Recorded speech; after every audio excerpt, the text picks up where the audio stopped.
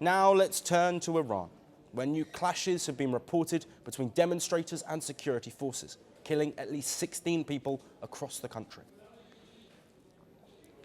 As protests against soaring prices and economic misery enter a second week, reports suggest that Iran's Revolutionary Guards opened fire on protesters in the western province, killing 4 people.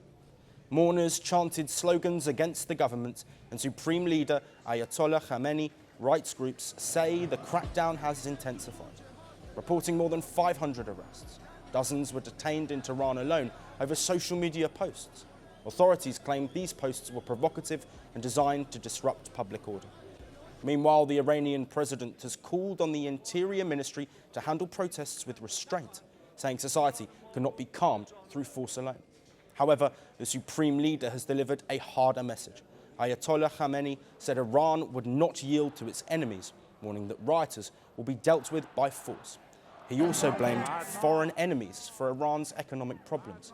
The US President Donald Trump has weighed in, warning Iran against using force on protesters. There's been protesters killed in Iran. You said we were locked and loaded, ready to go. What is the line there for when the U.S. is going to get involved in those protests? We'll take a look. We're watching it very closely. If they start killing people like they have in the past, I think they're going to get hit very hard by the United States. And Iranian officials fired back with warnings of retaliation against US forces in the region, raising fears that domestic unrest could spill into a broader regional crisis. Amid the growing unrest, reports suggest that the supreme leader Ayatollah Khamenei has prepared a plan to leave the country. The 86-year-old leader would leave Tehran for Russia with a small inner circle of close aides and family members if the security forces fail to prevent an escalation. Iranian authorities, however, have not confirmed this report, and there has been no official response from the supreme leader's office. The backdrop to this unrest is a deepening economic crisis. The country is grappling with an annual inflation rate near 40%, and Iran's currency crashed to 1.4 million against the US dollar. Iran's power and water shortages have also hit communities, fueling further public anger.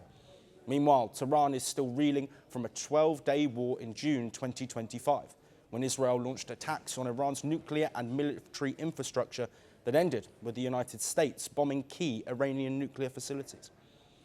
For now, Iran stands at a fraught moment, with an economy under severe strain, streets filled with anger, and a leadership facing pressure at home and abroad. As protests continue and security forces remain on high alert, the coming days will test whether the government can contain this unrest or whether the crisis deepens further. The world doesn't fit in boxes, so why should your news? From battlefields to negotiation tables, from internet outrage to real-world injustice.